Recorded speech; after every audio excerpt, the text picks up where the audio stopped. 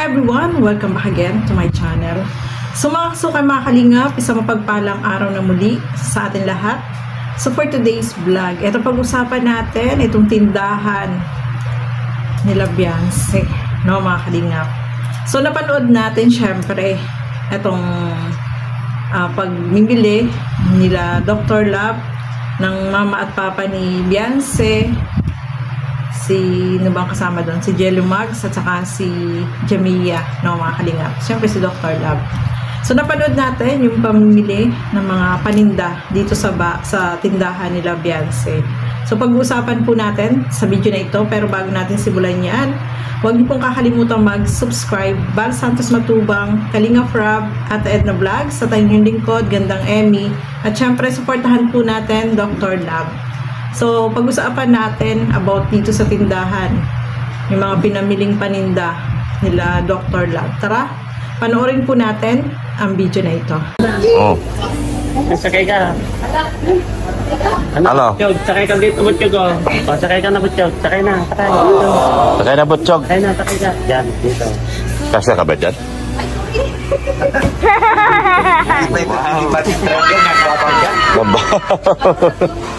Ano pala tayo? Wow, Yeah. ganda nyo.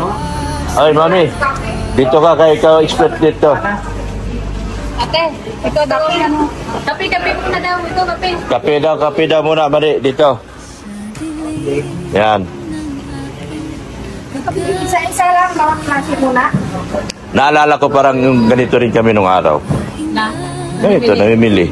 Ate, ayusin mo. Ang daming karmon. Kape kong brown na. Black. Yung mabinta.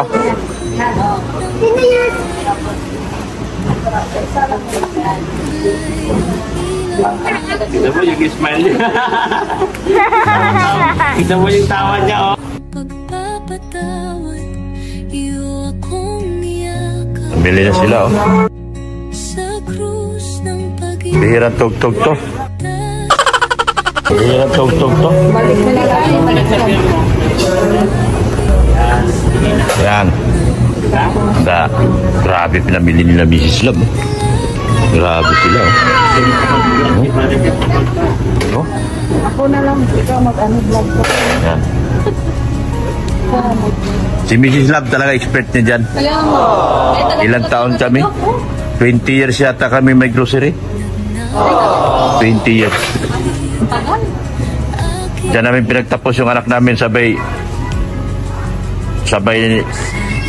wala na. Pinatigil ko na at wala naman dahilan para magpakahirap pa siya. Ginawa ko na lang siya dunya sa Taisan. Ginawa kong dunya sa Taisan. Sana all. Yan, o. Grabe mga daming pinamili, o. Expert talaga ni Mrs. Love yan pag ganyan. Yan talaga ang ano niya. Hilig niya yan nung araw. Ay, sorry, chicken. Puno na yung ano, karito ni ano. Noodles na chicken. Butchog, puno na yung kuliton mo. Puno na yung karito ni Butchog. Oh. Hatid na muna sa counter yung iba. Si Butchog, ipa-counter na yan. Butchog! Dito!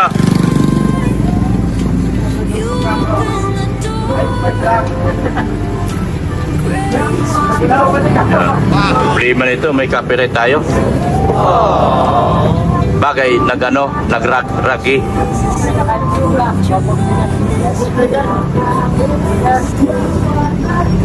Gibo, malayo.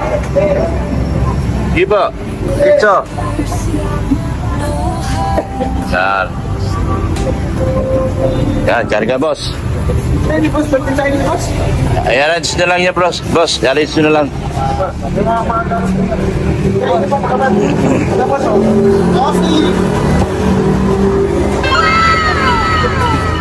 Bibigat mo na lang. Dibote. Magaan ka bagang bising. Yung mga ano, wala na, ano. Mga dibote mo na sa ilalim.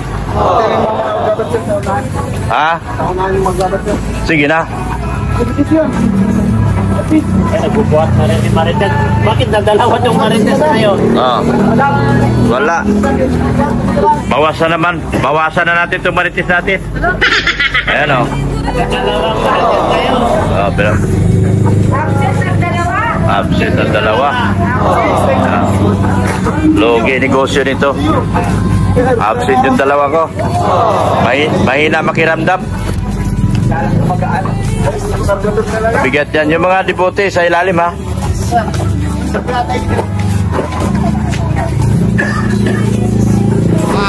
Ano?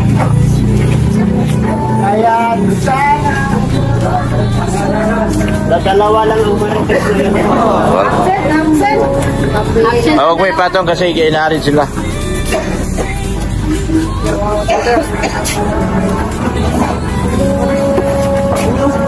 Ito, pwede na yan? Malaki pa yan, malaki pa yan.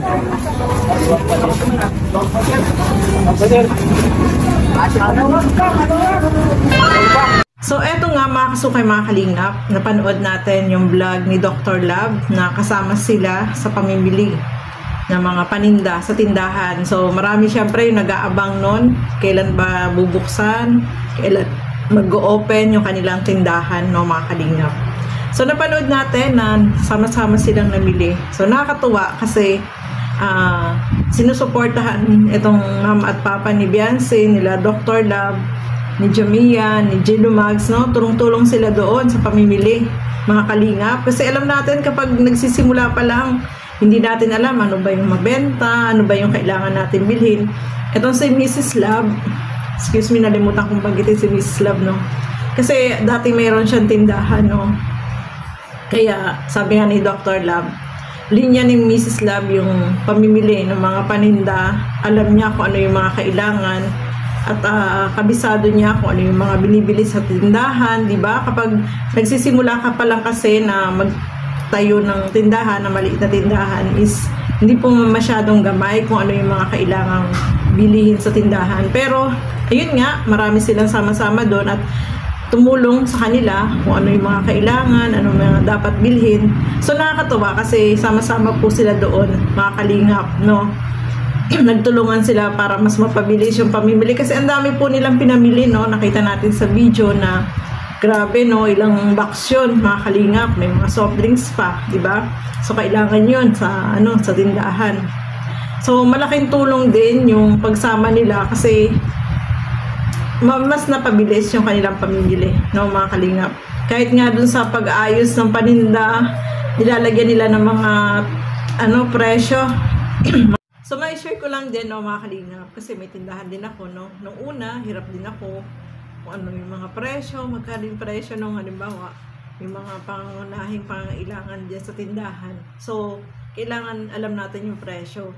Tapos titingnan natin yung resibo kung magkano yung presyo, tapos magdadagdag lang tayo ng yung tama lang, no, mga kalingap, kung 2%, 5%, ganun.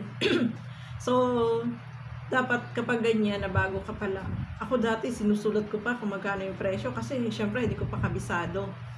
Syempre lalagyan mo na siya ng tag, no, ng price dun sa bawat item para kapag may bumili, pag alam mo na kung magkano yung presyo, no, mga kalingap, para mas mabilis. Kasi mahirap yung hahanapin mo pang magkano ba to, nakalimutan ko yung presyo kasi marami marami yung mga paninda mo.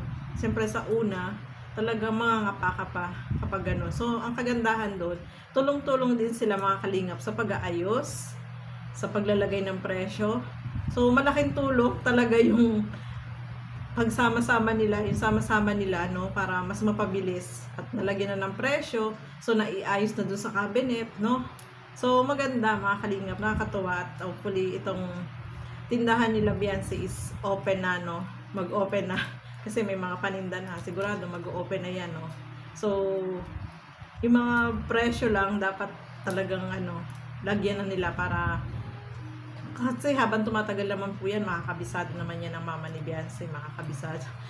Kasi araw-araw ka na sa tindahan, malalaman mo na yung mga presyo. At pero mas maganda pa rin yung may mga presyo kasi once na halimbawa wala yung mama ni Beyonce at may ibang magtitinda doon, alam nila kung magkano yung presyo, hindi na magtatanong, no, mga kalingap. So yun ang kagandahan kapag may presyo na yung produkto na ibinebenta mo. Hindi ka na kailangan magtanong.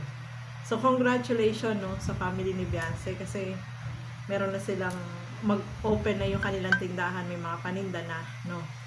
Siguro, ang kulang na lang dyan sa kanilang mga bigas, no. At iba pa, no. Iba pa yung mga alak. Kailangan din niya kasi yun ang mabenta, sigarilyo, no. Kasi yun naman ang pangunahing binibili ng mga, ano, sa tindahan. So, mga bigas, yan. So, abangan natin yung vlog ni Dr. Love, no, mga kalingap, kung kailan i-open na yung tindahan. Kasi nakaayos na yung mga, ano, paninda eh. Di mag-open na din yan sa lalong madaling panahon, no, mga kalingap. So, ayan po, no, congrats dito kay Kila Beyonce kasi yung tindahan nila is meron ng mga paninda at magso-soft opening na yan, no. So, abangan natin yan, mga kalingap. Abangan natin yung vlog ni Dr. Love. Kasi, andyan si Dr. Love eh. So, ayan po, no, mga kasukay, mga kalingap.